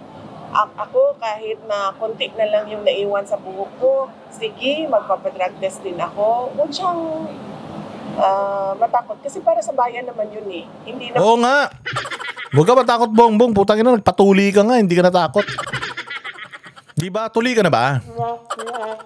Hindi ka nga natakot to. Nagpatuli ka. Ginunting yung balat ng ek-ek mo. Hindi ka natakot. Tapos ito, buhok lang. Kukunin na gano'n. Natatakot ka. Di ba? Nung pinatuli ka naman ng nanay mo, hindi ka naman sumigaw na this is not connected to public office and public trust. O hindi ba? Nanto. Masyado kang supot eh. Masyado kang bakla. Ipakita mo yung tapang mo. Tapang-tapang mo. Lalabanan mo yung China. Lalabanan mo yung Abu Sayyaf. Lalabanan mo yung NPA. Lahat lalabanan mo. Pati mga kalaban mo sa politik, lalabanan mo. Tapos buhok lang. Di mo kaya. O hindi ba? Nagpapatunay yan na talagang bogsa ka. Nagpapatunay yan na talagang addictus ka. Sabi ng ate mo, addict ka daw eh. Hanggat hindi ka nagpapadrug test, pucha, addict talaga tawag namin sa'yo, huwag kang magagalit. Kasi kapag naglabas ka ng resulta ngayon, kasi sabi nyo 2021, ano na yan, absuelto na, hindi. 2021 pa yun eh, tsaka puchang lokohin yung lelang ninyo. Si Inday Sara, nung nagpa-drug test siya, lahat ng substance nakalagay doon, tapos siya isa lang. Isang substance lang, tapos putang 2 minuto. Mas matagal pa yung inihi niya. Kesa doon sa pag-test, ka makakita ng putang testing, 2 minuto, lumabas na yung resulta. Huwag yung lokohin taong bayan. Oo, questionable yung drug test na yon. And ngayon, ang importante. Kasi yung 2021, ang importante, habang presidente ka, nagda-drugs ka pa ba? Kasi kung halimbawa, lumabas nung 2021, addict ka, okay lang, di ka pa naman presidente nun eh. Pero kung ngayon, 2022 onwards, lumabas, addict ka, yan, delikado yan. Delikado yan, mantakin mo nagdedesisyon para sa buhay mo, sabog. Hindi naman pwede yun. Sasamahan ka ni Inday, huwag ka matakot. Sa tuli nga, hindi ka natakot eh. Sa injection, hindi ka natakot. Sa bunot ng ipin, hindi ka natakot. Tapos ito, buhok lang, putang ina, walang kahirap-hirap yung gaganong ka lang, kukuhanan ka lang ng buhok. Di ba? Man yun para sa yung sarili namin. Ma'am, may mga panawagan ngayon or with all the allegations of corruption against the government and against the president, and as your constitutional mandate, ma'am, as successor of the president, if anything will happen na mag-resign si Pangulong Marcos, how could you uphold yung constitutional mandate mo, ma'am, as the successor of the president? How do I uphold? Yes, What do you mean? It's automatic. Yes, ma'am. In case Are of... you ready, ma'am, na... Of course. There is no question about my readiness. I presented myself to you when I was a candidate for Vice President with the understanding that I am the first in line in succession. Pinresenta ko sa inyo, tumakbo ako bilang Vice President, pinresenta ko sa inyo yon ang sarili ko at alam ko na first in line ako sa succession. Wala nang tanong doon kung ano ang gagawin ko. Yun ang mandate sa akin ng Constitution. At alam ko yun nung ako ay tumakbo. At binoto ninyo ako as Vice President knowing that I am the first in line. Ano masama doon, Claire, di ba? Paano naging destabilization yan? Trabaho niya yan. Trabaho ng Vice President yan eh. Na maging handa. Yung sinasabi mong anticipate, trabaho din niya yun na i-anticipate. Paano ka magiging handa kung hindi ka nag-anticipate? Tayo na talaga to si Claire eh. Bugok talaga eh. Pinagli talaga to si Claire sa suso eh. Yung putang ina niya nakadikit lang sa dingding. Walang silbi sa buhay oh. Kinakain lang ng mga ibon. Yan ang silbi. Wala talaga tong utak si si Claire Castro eh. Ayun sinasabi nga nyo. Binoto nyo ko. I presented myself. Nanalo ako. Oh, so I should be prepared. That's my job. Kasi kung hindi ako ready, ba't ako nag-Vice President? Sana nagkonsihal na lang ako sa probinsya namin. O kaya nag-housewife na lang ako. Pero tumakbo ako eh. Oh, kaya nga kami, nag-expect kami kay Bongbong ng more than what he's doing now. Kasi nga, tumakbo siya. Pinresinta niya yung sarili niya. Hindi naman namin siya pinilit. Pinresinta niya yung sarili niya na maglilingkod siya sa taong bayan eh. Hindi sila naglilingkod, nagnanakaw sila, sabi ni Saldi ko eh. Di ba? So dapat nga tanungin natin yung yung performance ni Bongbong ngayon. Ready ba siya? Yun ang tanong, ready ba si Bongbong na mag-lead? Ready siya. Tumakbo rin siya eh. Hindi wala ring question sa readiness ni Bongbong Marcos. Ang tanong, magaling ba siyang presidente? Successful ba siya na presidente? Presidente ba siya na nakakatulong sa bayan? Kasi yung readiness is not questionable. Yung gustong maging presidente is also not questionable. Kaya nga tumakbo si Bongbong eh. Pero ang tanong, magaling ba siya na presidente? Ang tanong, matalino ba siya na presidente? O yun yung mga dapat na ipatunayan niya sa atin. Kaya nga may SONA, nagre-report siya sa taong bayan para masabi na ito na yung mga ginawa ko.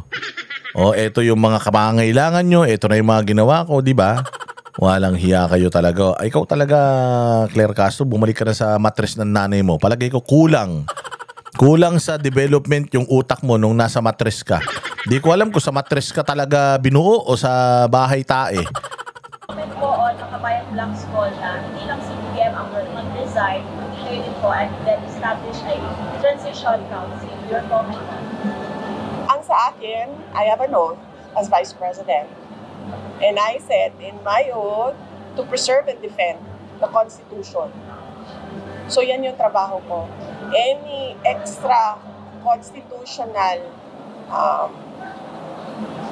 movements or actions is beyond my sphere. So kung gusto nila na gumalaw sila labas sa Constitution, nasa kanila na yan. So do you think tactic lang nila to take over the government? Ng Makabayan? Patagal naman na yan sila gusto mag-take over sa government eh. So, I don't think it's a tactic. It's matagal na yan. Gusto ng Makabayan mag-take over ng government. Matagal na yan. Matagal na rin nilang alam na hindi nila kakayanin. At saka hindi nila magagawa yan. Kaya ang ginagawa nila, naghahanap sila ng mga pangulo, mga presidente, kung saan nakikipag-negotiate sila na tumutuloy yung kausa nila o kung ano man yung pinaglalaban nila dyan na merong understanding na pinapayagan kami ng presidente. So sa tingin ko, Hindi ko masabi kung bakit nila pinapatanggal si Marcos, pero sa tingin ko, alam nila na walang negosasyon sa akin tsaka sa Makabayan. BP, reaction mo, BP, sa report? Nako, mabigat yun Walang negosasyon sa akin at sa Makabayan.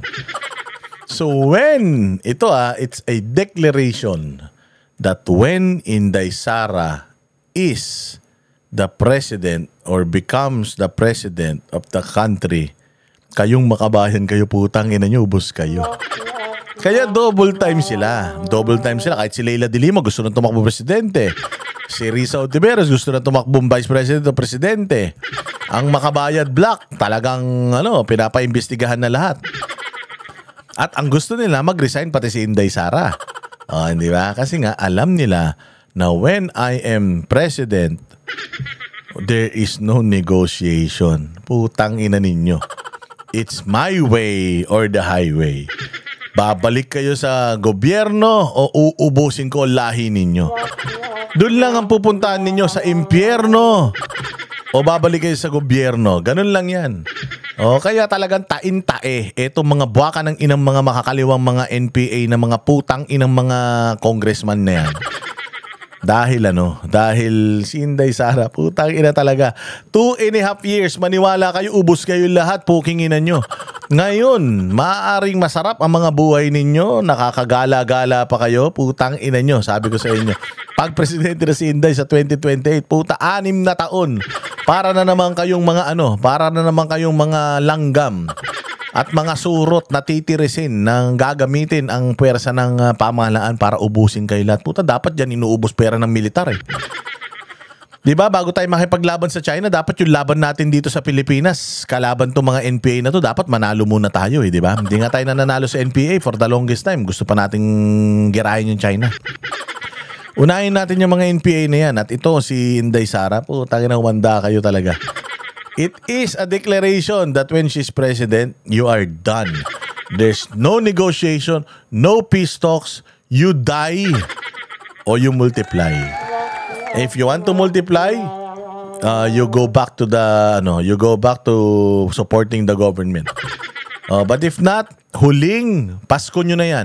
At papalitan na natin yung mga araw ng kapanganakan ninyo, ng kamatayan ninyo. Yan na ang gagawin natin. Lilibing natin kayong lahat. Galing ni Inday. Back to political reset and the potential appointment of Ramon as caretaker president. Sinabi ko na yan kanina. I took a note and I said there to preserve and defend the Constitution. So hanggang dyan lang ako sa kung ano ang meron sa Constitution natin. Labas dyan, hindi na, sa kanila na yon. Hindi na ako kasali dyan. Yung panghuling message mo kanina? Sa ICT event, I said that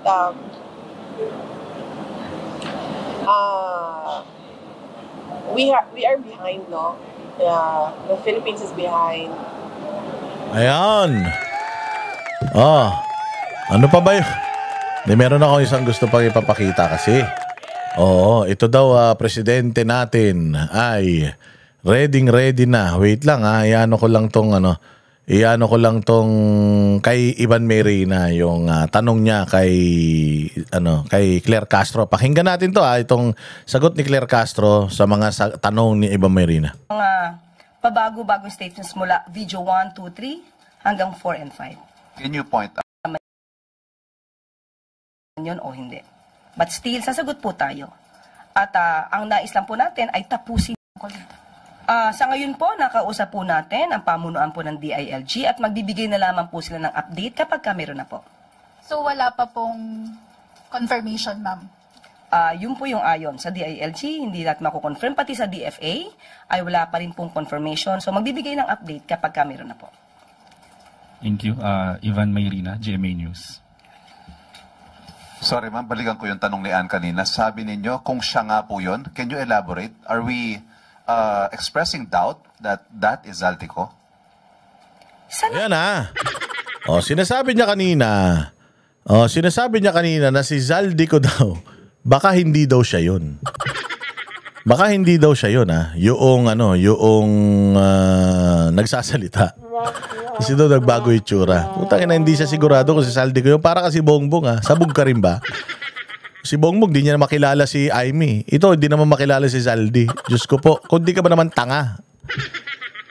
Nilabas ito sa Facebook page ni Saldi ko na ano pa, na blue check pa. Ibig sabihin, verified. Ilalabas ba ni Saldi ko yung video na hindi siya gumawa? Inilabas to sa social media niya mismo. Yan pa yung social media niya for the longest time. At yung social media account na yan has 600 plus thousand followers. Diyan niya inilabas. Kung AI yan, ipat ko pa ilalabas dyan. Tatanga-tanga pala to eh.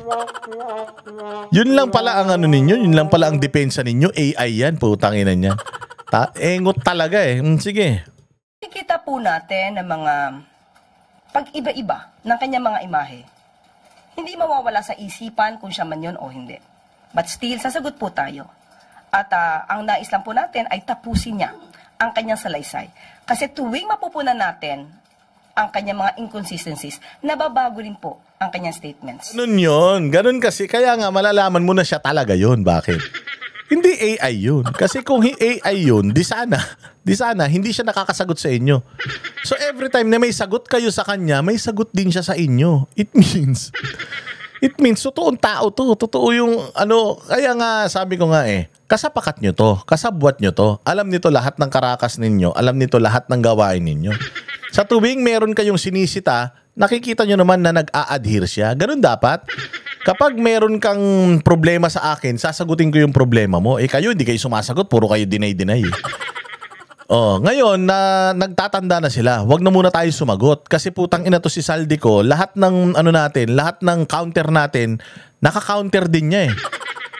Oo, lahat ng mga napapansin natin, putang ina, nasasagot niya eh. Mas mabuti pa, tapusin na muna natin. Lahat ng mga ilalabas niya bago tayo sumagot.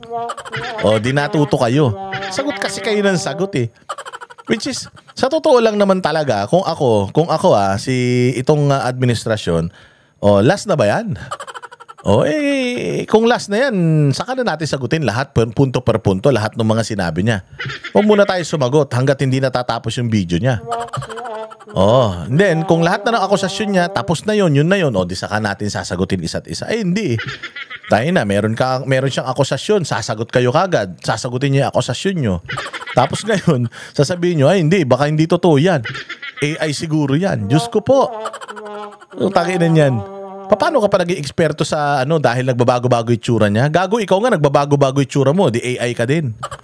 Natural magbabago-bago yung tsura niya. 10 araw, putya, hindi magbabago yung tsura mo. Paano kung nung unang araw, stress na stress siya, ngayon, hindi na masyado. Dahil nga nabawasan na nilalaman nung kanyang damdamin Nailabas niya na kung sino yung mga kasama niya sa sindikato kaya medyo na siya, chubby-chubby na siya, may kulay na siya. Nagato si Claire Castro, sinungaling So makikita niyo po yung mga pabago-bagong statements mula video 1, 2, 3 hanggang 4 and 5. Can you point out some of the inconsistencies you've spotted so far from video 1 to video 4 or 5? Unang-una. Wala siyang masabi. Unang-una, puta, tumingin na siya sa lapag, patay. Tangina to si Ivan Mayrina, tanong ng tanong kasi kita ninyo, wala. Yung mukha niya, blanco. Ano yung mga nakikita niyong inconsistency?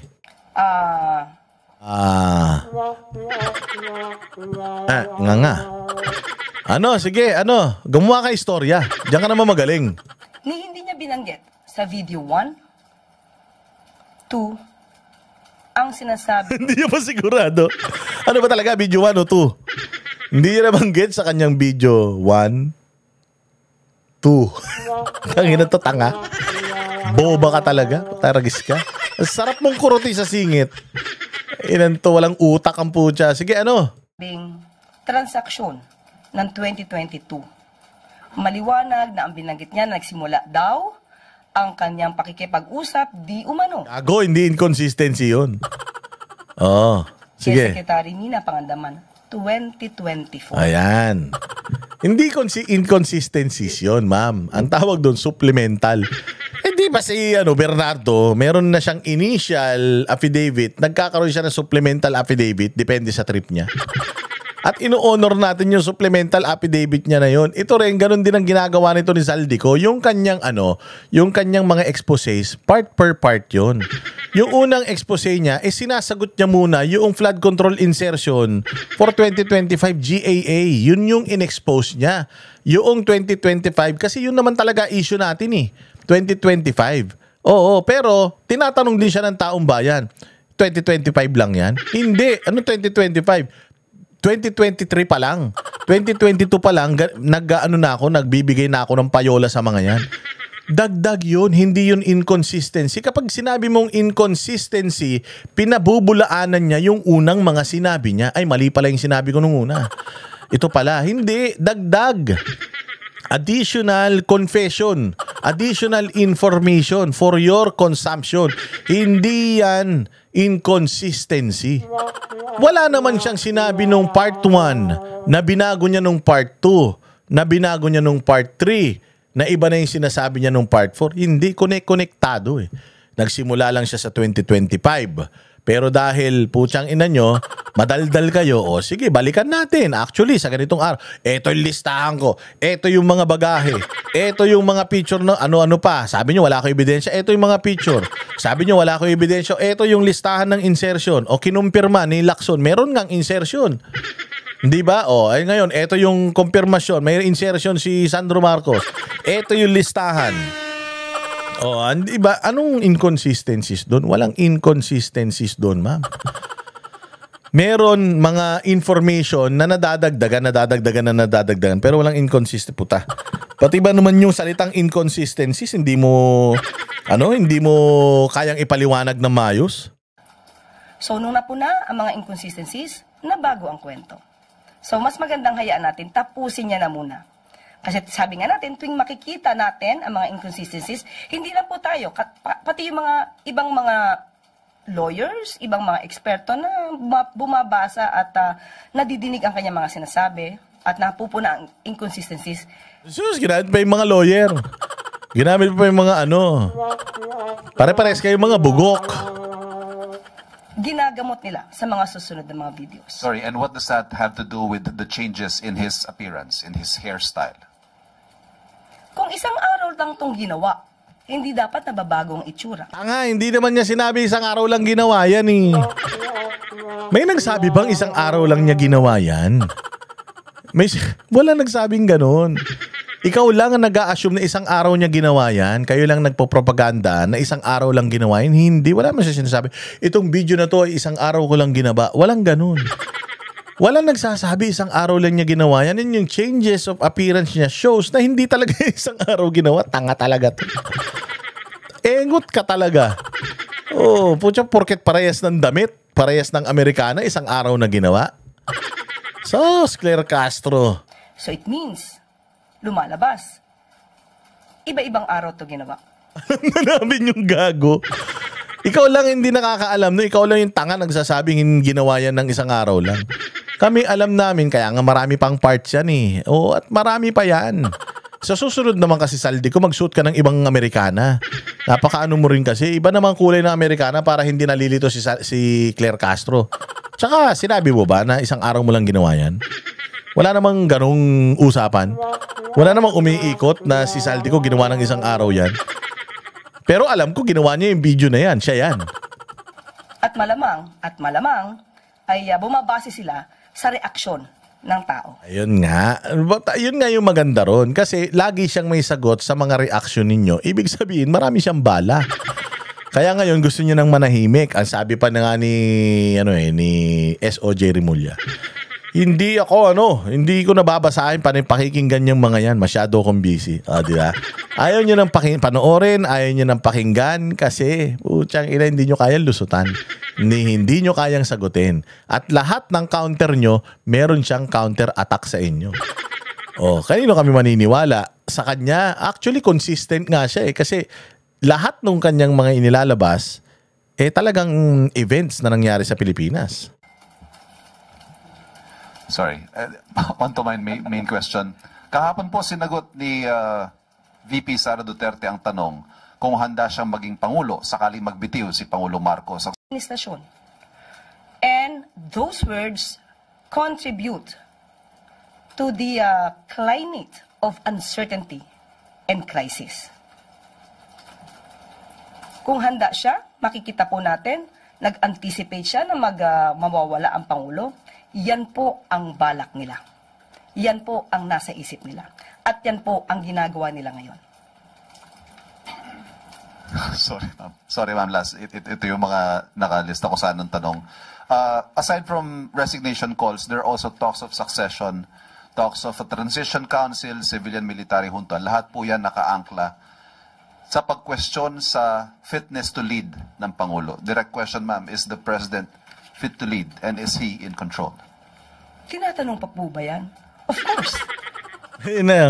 Tinatanong pa ba kung fit to lead ang Pangulo? Sabi niya, of course. Ikaw nga, tinatanong mo kung ready si Inday Sara o hindi Tinatanong pa ba kung ready ako? Di ba sabi din ni Inday, tinatanong pa ba kung ready ako? Of course, I presented myself to you. I ran for the office, so I should be ready. Tapos tinanong siya, is he fit to, Of course. Tinatanong pa ba yan? Inanto double standard na puta. O sige, ano pa sagot? Nakikita natin ang trabaho ng Pangulo. Araw-araw, hindi humihinto sa pagtatrabaho. Hindi nga po nakakapagbakasyon. At hindi nakakapunta sa beach para mag-swimming. Hindi daw nakakapagbakasyon at hindi daw nakakapunta sa beach para mag-swimming. Hiyang-hiya naman kami sa'yo. Awang-awa naman kami kay Bongbong. Hindi siya makapag-beach, hindi siya makapagbakasyon. Tang-ina niyan. O, tingnan nga natin kung talagang hindi nagbabakasyon si Bongbong Marcos. Tingnan lang natin, baka lang, baka. Hindi natin alam, O, tingnan natin. Ayan, ano to? Oh, putang ina, namasyal to, nag-dinner pa. Wow, sa Roma. Putang ina, hindi nakakapagbakasyon pero nakakapag-dinner sa ibang bansa, ibang klase Sinungaling talaga to si Claire Castro. Fake news peddler ka talaga, no? O, tingnan pa natin kung talaga bang hindi siya nakakapamasyal. Uy! Weekend getaway. Bongbong Marcos going to Singapore for fast cars. Galing. Oh. Hindi nagbabakasyon yan, pero nagpupunta na ibang bansa, nanonood ng karera. Pukin ang hinahiyang-hiya naman kami, hindi siya nakakapag-swimming. Oh, ano pa? Oh, namamasyal ba talaga siya? Hindi Ay, puta, nanonood pa ng concert. Ano tawag mo dito? Busy-busy? Nanonood ng concert? Busy-busy? Puta, kumakanta pa? Sasabihin mo hindi nakakapagbakasyon? Awang-awa naman kami, Claire Castro, sa presidente ng Pilipinas na hindi na nakakapag-beach, hindi na nakakapag-swimming. Bakit ginawan niya ng swimming pool dyan sa Malacanang kung di siya nakakapag-swimming? Di nagsayang siya ng pera. Di pala siya nagsuswimming, gumawa siya ng swimming pool. Di ka ba naman tanga? Pakabobo mo talaga. Claire Castro, ganito lang kasi sagot dyan. Is the president fit and ready to lead? Yes. He presented himself as a candidate noong 2022 and he won ng 31 million Filipinos voted for him. So Filipinos thinks he can lead. And si Bongbong is doing it. That's why he's presenting himself. He's leading. Oo, ano ba naman na nakalagay sa konstitusyon? 40 years, yung edad, literate, kailangan nakakabasa at nakakasulat. Wala kang kaso na with moral turpitude, di ba? Yun lang naman yung kailangan. So I think he's fit. I think he's doing his job well. Ganun ang sagot, hindi yung putang ina, masyado ka kasing gigil, masyado kang mainitin ang ulo mo, Claire. Oo, tinatanong lang kung fit tain-tai ka na kaagad makipag-away. Sabi mo lang, yes, he is. He's doing his job well. According to our records, maganda naman ang reception ng mga tao. Ito lang, talagang may mga ganitong mga nangyayari kasi normal naman sa isang administrasyon talaga na may mga delinkwente. Pero he's working hard para masawata ang lahat ng ito. And thank you for your support, mga ganyan. Galit ka kasi kagad, hindi nakakapag-swimming. Ang dami na yung prueba, pasyal lang ng pasyal yan. Dami na yung prueba, alis lang ng alis siya, wala namang ginagawa yung hudas na yan. Kasi makapag-ano ka, hindi nakakapag-beach, hindi nakakapag-ano. Putang ina mo, di mag-beach kayo. Masyado kayo ingiter, gusto nyo, doon na kayo tumira Huwag na kayong bumalik, wala namang problema sa amin Putsang inang yan. So sino po ba talaga ang ready na maging leader ng bansa? Walang iba kundi ang Pangulong Marcos Jr. Okay, kalakpakan. Maraming salamat sa inyong panonood. Mabuhay kayo at sana ay nag-enjoy kayo sa ating video. Kita-kita ulit tayo sa susunod na vlog. Kami ang boses ng masa, hindi natatakot. Katotohanan lang, di kami nalulunod. Walang bahid ng sismis, lahat ay totoo. Kahit sino ka pa, pag mali ka babanatan ka. Walang pinipiling kulay, wala kaming kinikilingan. Basta para sa bayan, kami lalaban. Pagtama palakpakan, pag mali banatan. Di matitinag, di matatakot, para sa bayan tuloy ang sigaw. Sa harap ng kamera, walang halong takot. Mga baluktot, lahat kayo'y tutumba. Ang hustisya at totoo, yun lang ang mahalaga. Kahit sinong harang, di kami matitinag. Walang pinipiling kulay, wala kaming kinikilingan. Basta para sa bayan, kami lalaban. Pagtama palakpakan, pag mali banatan. Di matitinag, di matatakot, para sa bayan tuloy ang sigaw. Kung nasa tama ka, ikaw ay aming kasama. Pero pag mali ka, handa ka na bang mabasag? Banateros kami, walang inuunan. Dahil bayan muna, bago ang sarili.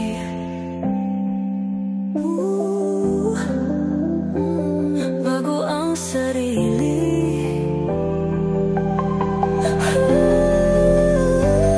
Pagtama palakpakan, pag mali banatan. Banateros ang sigaw, katotohanan ang laban.